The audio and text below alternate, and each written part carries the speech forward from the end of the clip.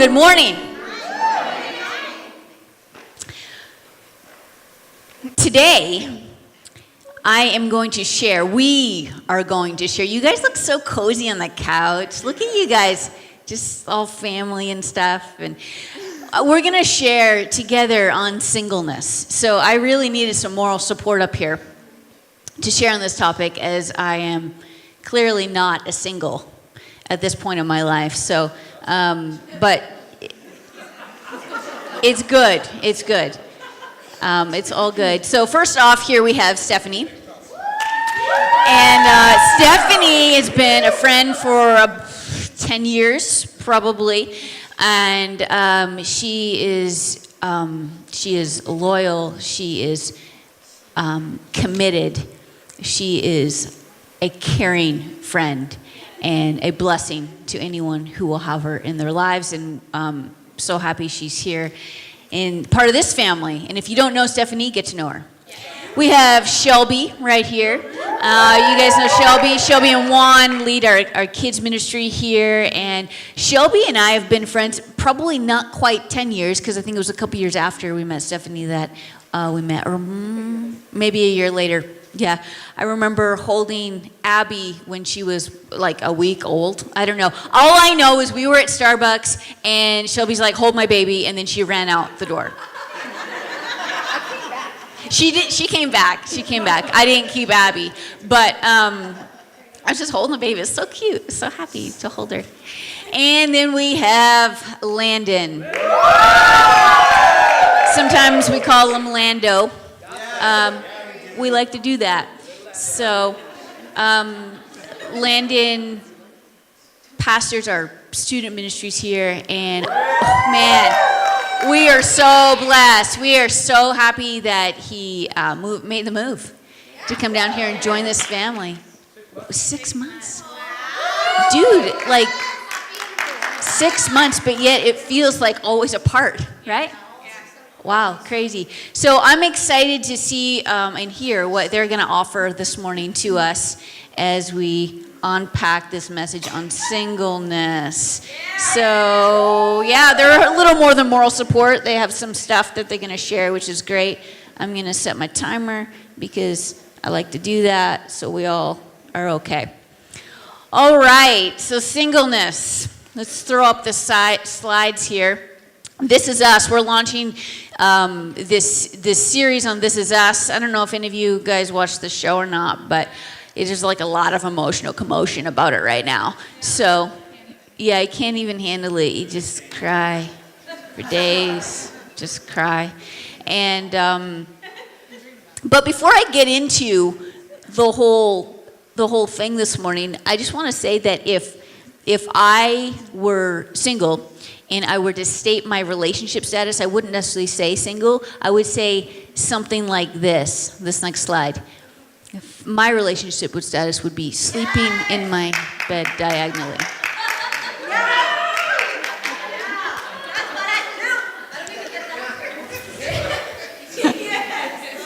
Although some of you might relate to this one.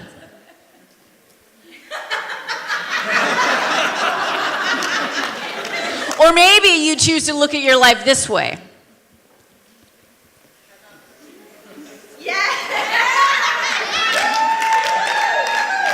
And then there's these guys. I'll go for that too. Well, you're taking them all. There's nothing wrong with being single. All right, do you hear me? There is nothing wrong with being single. Okay, in fact, there's some really good aspects about being single. And for those who are single and content here this morning, that's great. Maybe some of you are single and you're discontent. We're going to kind of hopefully cover enough for everybody this morning, whether you're young and single or older and single. Hopefully there's something for everyone, and for the marrieds in the room and the couples in the room. I'm really hoping that we will kind of reach everyone where they're at. In Christian circles, one thing that I have noticed is that marriage has often been elevated to a superior status. And singleness has been often made to look problematic or negative. And this couldn't be further from the truth. Amen. Okay, now coming from my point of view as a married, I'm living the dream. Like this is... Check, got that in there.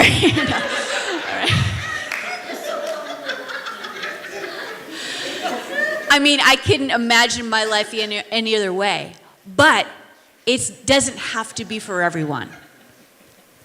Marriage is awesome, and in a few weeks, Pastor Barry's going to unpack some of those things, the amazing parts of marriage. But as for now, we're kind of going to sit on the singleness a little bit, and we're going to talk about that and the value and the importance of what to do in that season of your life. Whether it's a season of your life or a season for life, there's important things to do and to explore during that time.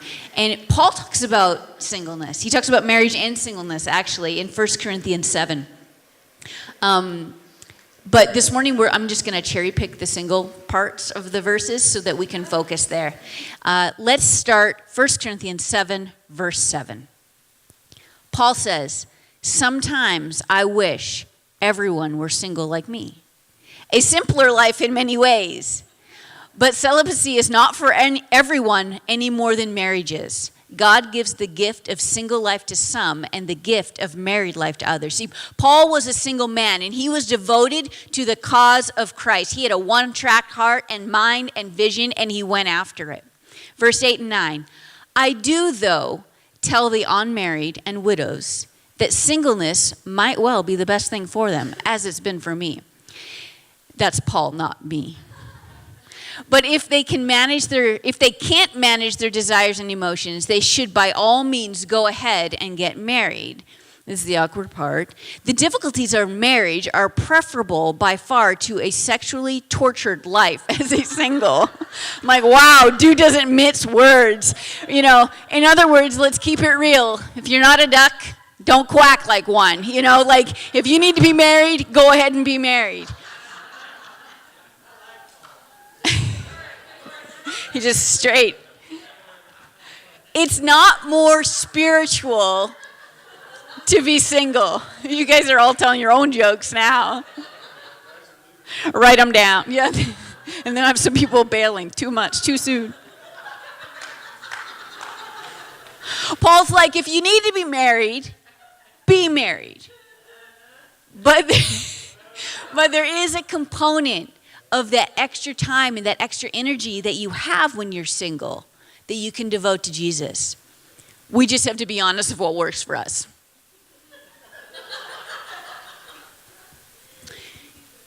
Jesus works for us.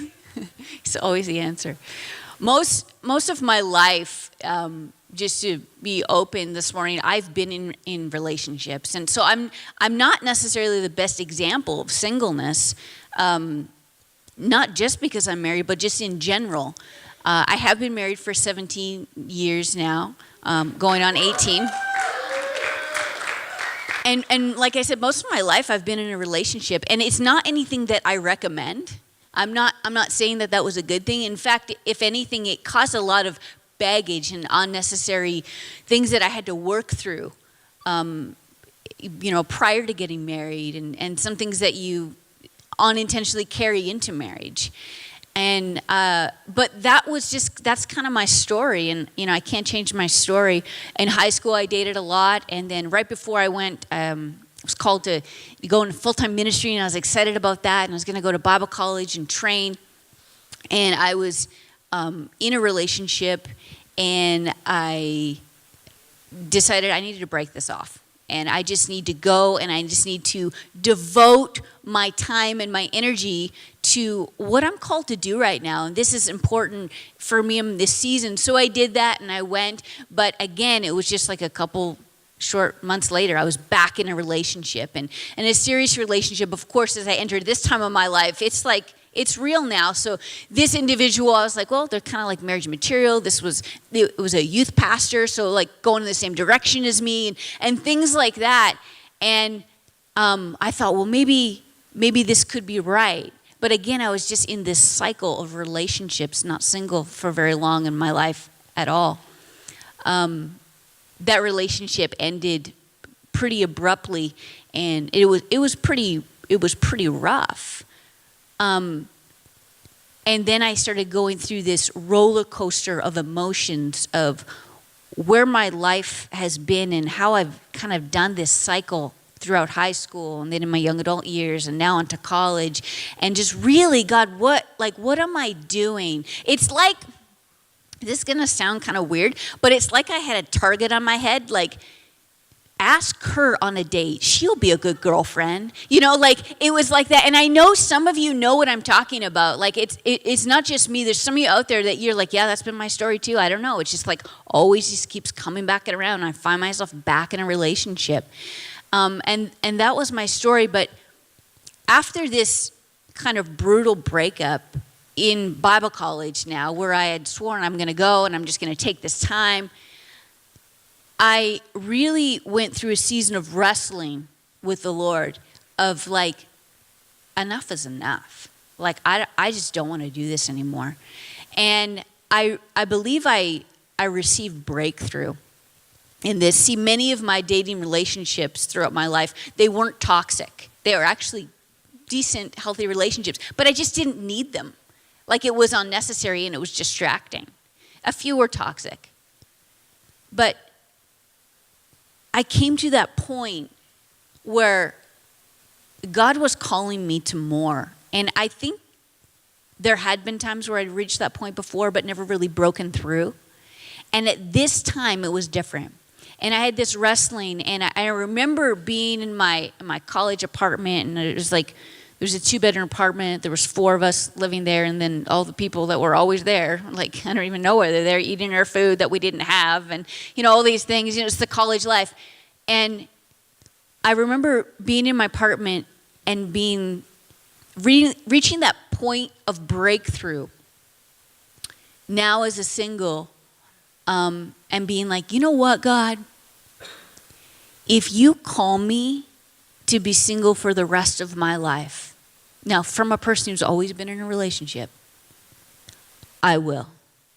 If you call me to travel the world, if you call me to stay in one place, if you call me to full-time ministry and I have to do it just me and you, I will. And these were heavy words and they were strong words, but I meant them. And I said, like, this time is different. And there really was an inner breakthrough that happened in my heart. And it was a powerful time for me as I had that breakthrough and that conviction to follow through this time that I chose Jesus. Guys still kept popping up. It was still happening, but it was like there was a resiliency this time where I'm like, no, I don't want it. I don't need it. I'm not interested in it. There was something bigger and better in my view. And nothing else really mattered at that point. At this very same time in my life, I must point out, Craig and I were friends. And we were developing this really cool, deep friendship where we spent all our time together. We were just friends. That's all it was. But it was awesome because I didn't know at the time, but God was priming us and preparing us for what would be a relationship and marriage down the road. And that's to be continued. I guess you kind of know what happens, but I won't get into the rest of the story right now. It's for another time. As a single, it's very important that you embrace your place. Let's go back to Paul, verse 17. He says, don't be wishing you were someplace else or with someone else. Where you are right now is God's place for you. Live and obey and love and believe right there. God, not your marital status, defines your life. Come on. Don't think I'm being harder on you than the others. I give the same counsel, he says, in all the churches. Embrace your place as a single. This is such a vital aspect of your season of singleness. And just to kind of elaborate a little more on that, I'm going to ask Stephanie if she would kind of kick us off on the couch convos today. And if she would talk a little bit about how that's specifically applied to her, and just the challenges of embracing her place as a single in this season, and kind of what you do to be focused on that. This one on? I think it's on. Is it on? Yeah. Okay. Well, hello. I haven't always embraced this season or these years of being single. There were many years in my teens and even up until a few years ago where I was just frustrated and confused and just questioning and doubting a lot of things. And I noticed when I looked at other people and I started comparing their timelines and their statuses with mine, that's when the doubts started coming in, because a lot of my friends my age and even a lot younger were getting engaged and getting married and starting to have kids and building families, and then there was me. So there were so many, bridal showers and bachelorette parties and weddings. I'm in another wedding this weekend, and baby showers after that. And so it's just, sometimes it's a little frustrating, and I question my timing on things. But so yeah, I just felt like I missed it somewhere along the years. Like there was a memo that went out and I just didn't get it, or I missed the exit on this freeway. I don't know what happened, but I missed something. And so there were many years of that and frustration and just thinking like, well, maybe being in a relationship or getting married just isn't going to happen for me. But all that to say, I had to come to this place and this mindset of peace.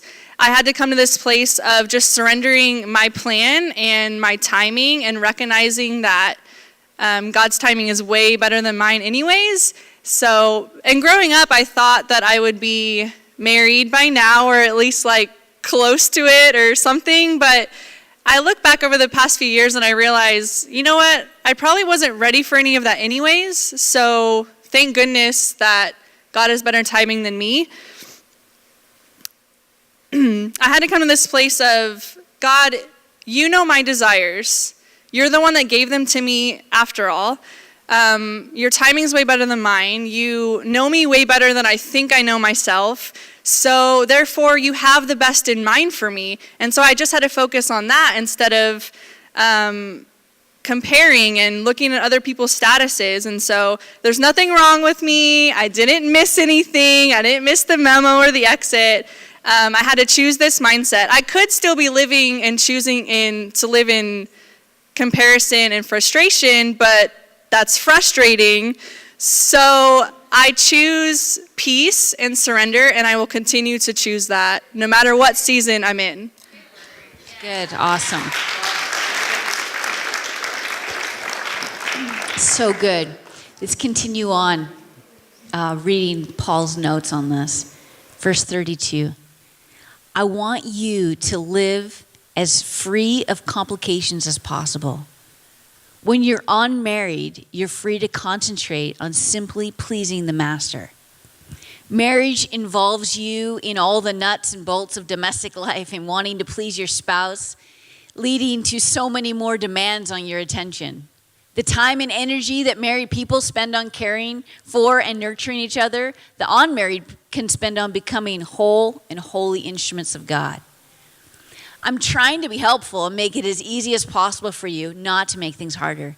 All I want for you is to be able to develop a way of life in which you can spend plenty of time together with the master without a lot of distractions. Wow. See, marriage will be great. When you get there, you'll get there. It'll be great. But what he's saying is that it does bring aspects of complications that you don't have when you're single. Whether you're young and single or older and single, because of just some kind of life situations or whatnot, there's things that you don't have to deal with. So where you are right now, if you are single, embrace your place.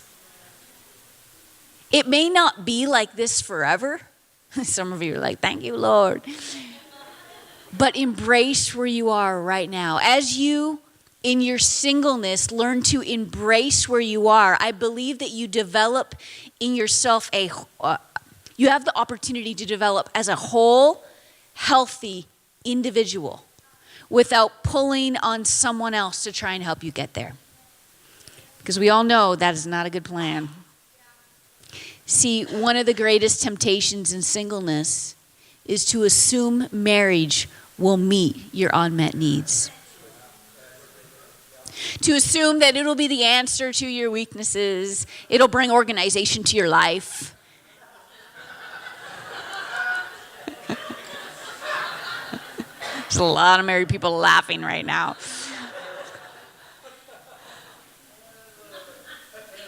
You don't need a spouse for that, and you shouldn't depend on a spouse for that. That's not marriage goals. God wants to use you exactly where you are in a radical, untamed, uncontrollable way right here, right now in singleness.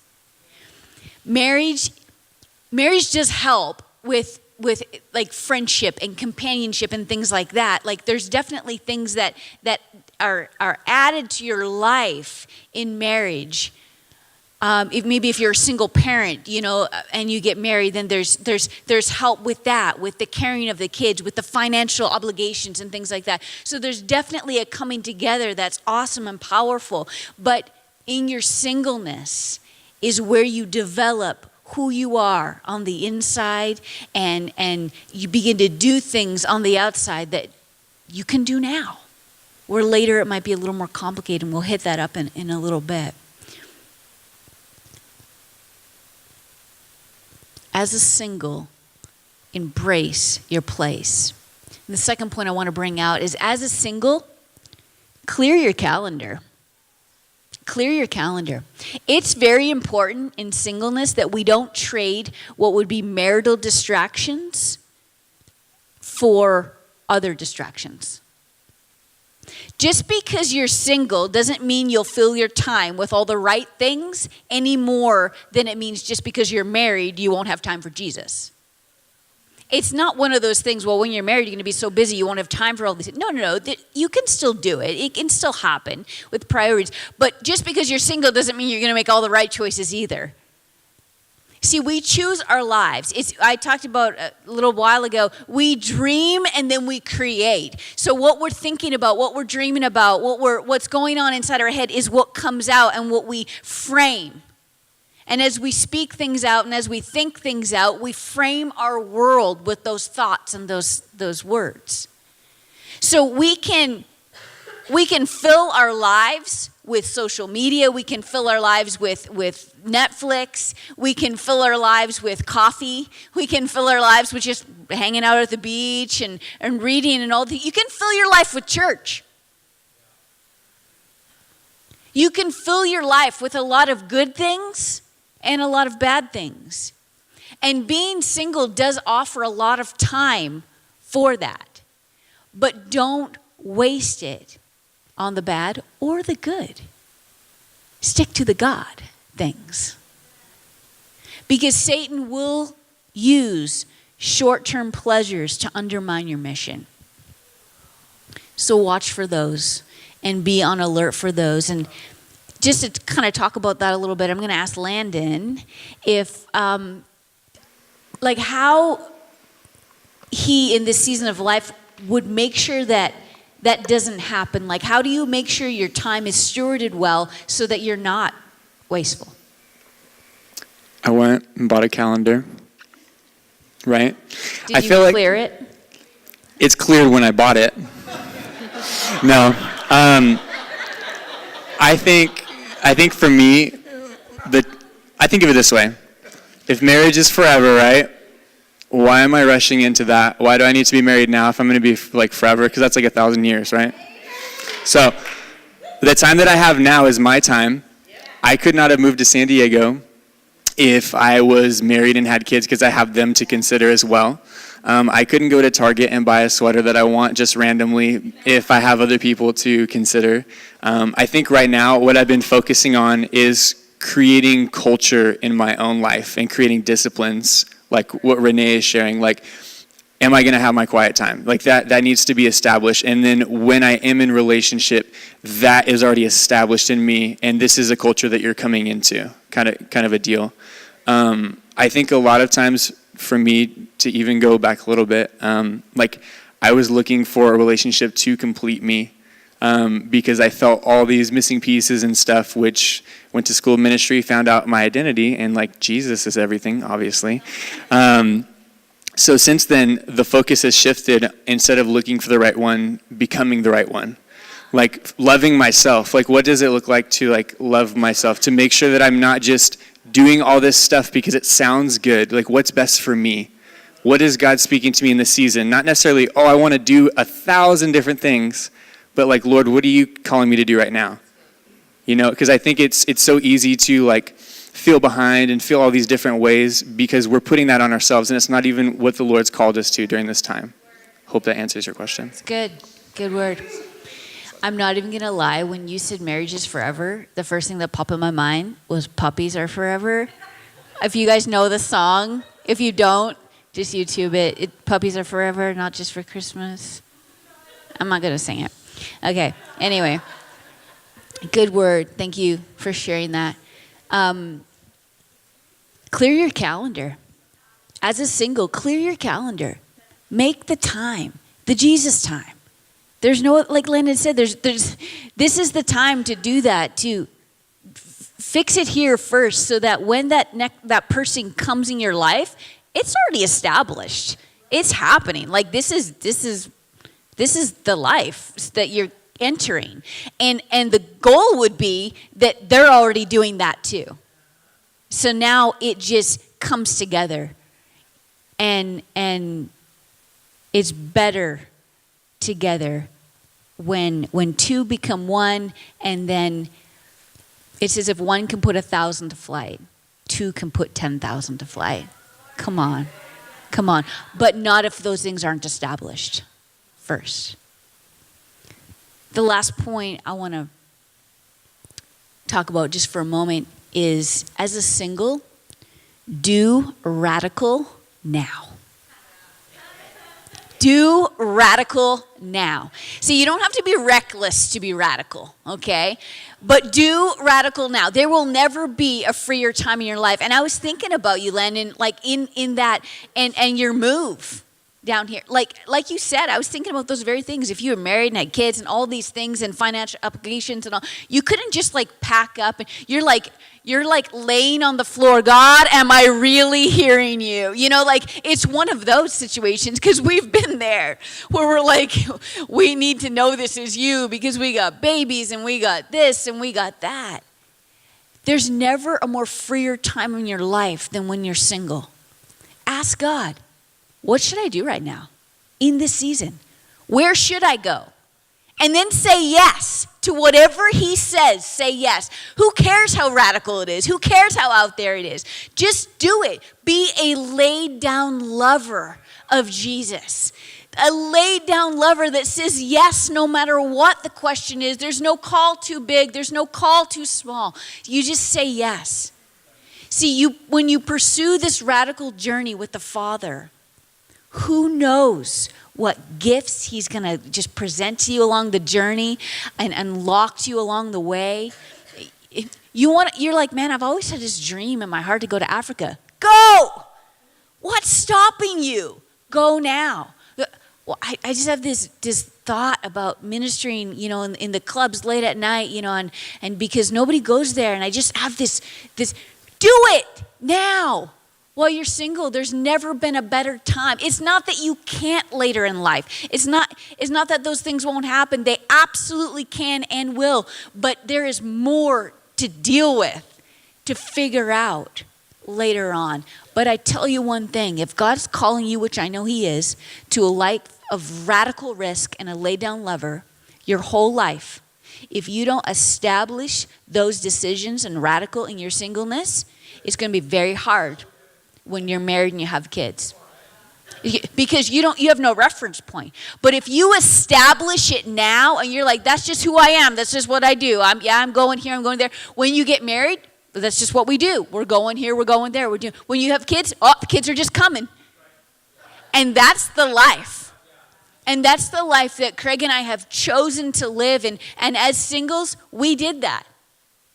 And then we got, actually it was, we were dating, and we took a summer, and we're supposed to do an internship, and we're supposed to be a paid internship. And you know, when you're in Bible college, like, you really count on those summers to maximize your financial input, you know? And we found out that the funding for the internship fell through. And it was at a church in Craig's hometown. And we're like, you know what? We're going to go anyway, and we're going to volunteer our time. We're just doing it. There's never a better time. We're just going to do it. So we begin to establish these things and these grand moves and these big gestures while we were single, while we were married, when we had one baby, when we have two babies, and now it's the life. It's the life. And now our kids are doing the life too. But if you don't establish it now, it's going to be so much harder to get it into motion later. Come on. It's a good word. Maybe you have something on your heart to pursue, like in the arts, like music, or maybe you have a dream of a business plan.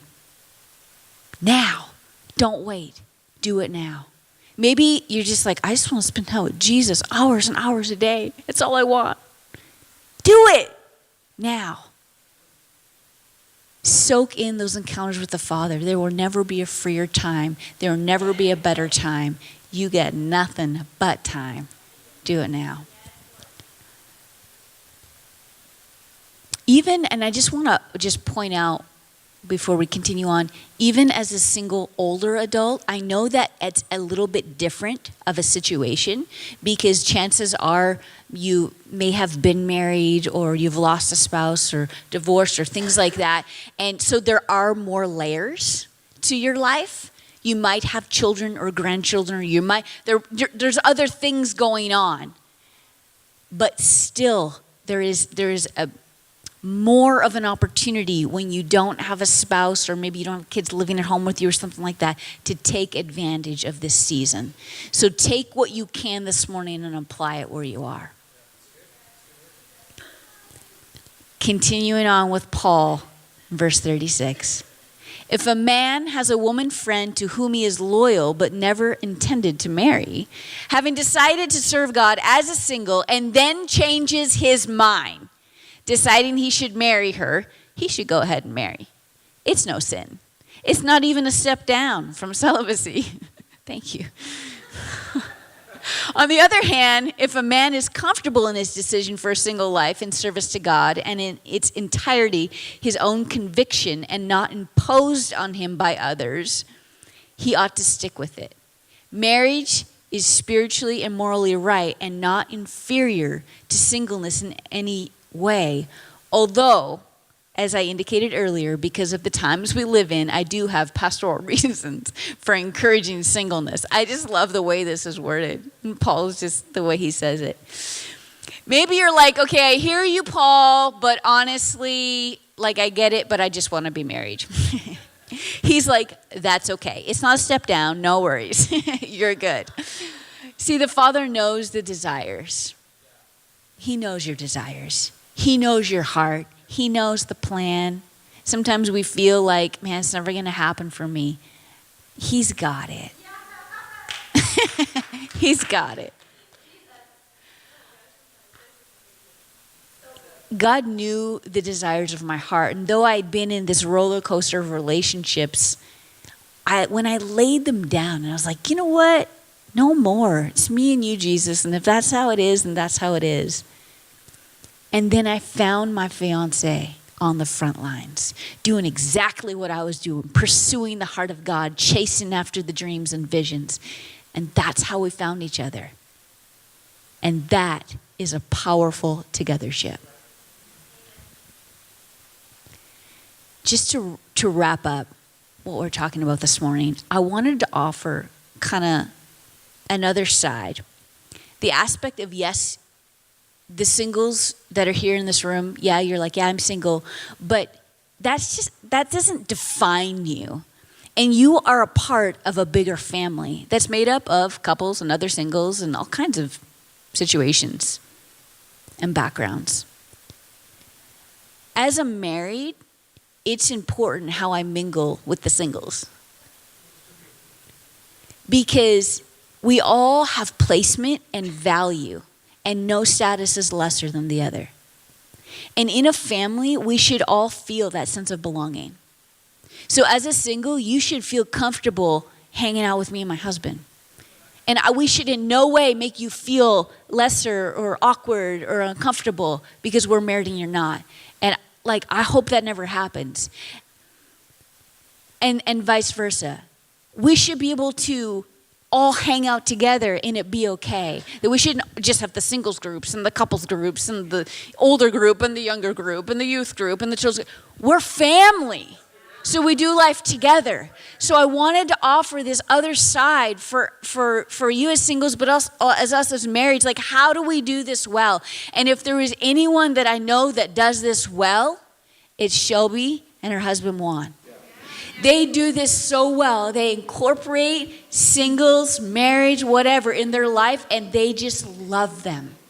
So I've asked Shelby to be up here to join us, and I'm just wanting you to kind of share on that and how you've done that. Tell us a little bit about your involvement with singles in your life and the investment and the value that you place on them. For sure. I'm the other side this morning. Obviously, I'm not single. 2 children, a husband, So I'm like between these guys who I love a lot. In culture, we have a lot of labels. We put labels on people, statuses, what that looks like. They're single, they're married, they're successful, they stayed home. It's all around us. And how many of us know that in the kingdom, there's no labels? We're just family. It's just part of who we are. And, one I never really realized, I think it was a few years ago that we realized, man, we have a really diverse group of people that we're super close with, people that, I would give anything to and do anything for. And we have some singles in our life who we just adore and who we love and who we've walked a lot of life with. And like Renee's saying, it shouldn't be that I hang out with just married people and that's all I'm comfortable around, or people that are, in the same seasons as me, because life's pretty boring when you do it that way. And for us, having singles, because that's what we're talking about, around us, it just means that we have the barbecue and everybody comes. It means that, we have a friend who was in the military. It means that she went on deployment and her son stayed with us and he became ours. And he's still ours even though she's home. It means having, for those of you who don't know, Steph lives with me and my family. And we almost have an anniversary coming. A friend-iversary. I don't know what you call that. Live-iversary coming. It's been with us for 6 years this coming Wednesday. And, before she came into our home, she babysat my kids. But she was a cool college girl that I knew from church. And now she's like my sister. And, it's cool that when we let God orchestrate how we do our life and what we're willing to just give, so many people, sometimes it means that we're going to take a little time away from home and go sit at Starbucks and have a quiet conversation. Sometimes it means we're going to invite them into our house in all the chaos of 10 children playing, and we're going to sit and we're just going to talk and we're going to have dinner and we're just going to embrace whatever that season looks like. Sometimes it means you're in the delivery room with your friend when they're having a baby. Sometimes it means you're, on the phone when that crisis thing happens. But you know what? I believe we have responsibility to one another. I don't just have a responsibility to Renee because she's my friend and she's married. I have a responsibility to Steph. I have a responsibility to the other people in my life. I have a responsibility to Landon to draw out greatness and to draw out dreams that God's put inside of them. I have a responsibility to listen to those things and pull them out when maybe they feel like nobody else sees that talent or sees that gift or sees that desire and that dream. You know what, guys? It's our responsibility to draw it and pull it and say, I won't let you rest and I won't let you settle because I believe in who you are and who you are in the kingdom and what God has for you. Because at this point in my life, maybe my husband can do that for me. Not everybody's in that same place. And we all need somebody that can draw and pull and tug and say, no, I'm not going to allow you to think that way of yourself or to go down that route because you're better than that. And I see what God has and I see where he's brought you. And people to remind us of where we've been. I have so many friends that can just remind me of where I was and where I am and where I'm going. And we have a responsibility, married, single, in between, whatever that means, we have responsibility to one another. Come on, it's good.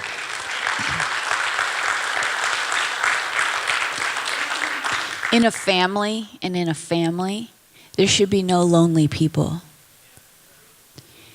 In Psalm 68, in verse 6, it says, God places the lonely in families. Come on. That's who we are, and that's who we want to be to everyone. So whether you're a married couple, whether you're in a dating relationship, maybe you're divorced, maybe you're separated, maybe you're widowed, maybe you're single, you belong here with us and our family. And we want you here. We don't tolerate you. We don't just deal with it. We want you here, all of you. And let's work hard, family. Let's work hard at making everyone feel that they belong. Not just hearing it, but feeling it. Because it's so important. So, some advice, just to recap, while you wait for the singles in the room. Thank God for your singleness. Embrace your place. Focus on the days being self-disciplined and invest wisely. Clear your calendar. And keep your eyes and ears to heaven. Do radical now. Embrace your place, clear your calendar, and do radical now. Some advice to the couples in the room. Don't view singleness as second best. It's a lie and it's an entrapment for us as couples or marrieds to think that way. And remember to love well. The family is made up of singles and couples, and there should be no lonely people, regardless of status. So be with, relate, love well, all.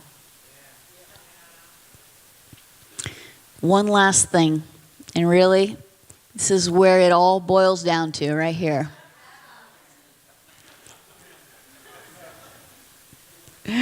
Who cares?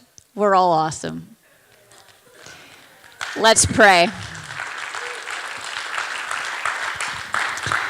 Father, I thank you for just an opportunity to share on such a odd topic for me, singleness. And just I thank you for the people that you highlighted to bring up here to sit with me and share their perspectives and what you've done and are doing in their lives. God, and I thank you for the family in the room, those represented and those that couldn't be here this morning for whatever reason. I pray your blessing on every status, on every situation, on every family, on every individual, that you would bless them exactly where they are in their season, and you would help us make it great. You would help us incorporate, you would help us belong, and you would help us do the things that we're supposed to do in the season that you've placed us in. We love you. We thank you, and we bless you, and we bless each other. God, help us do family well. Not just talk the talk, but help us walk the walk. We just love you. This is us. In your name. Everybody said, come on, in agreement.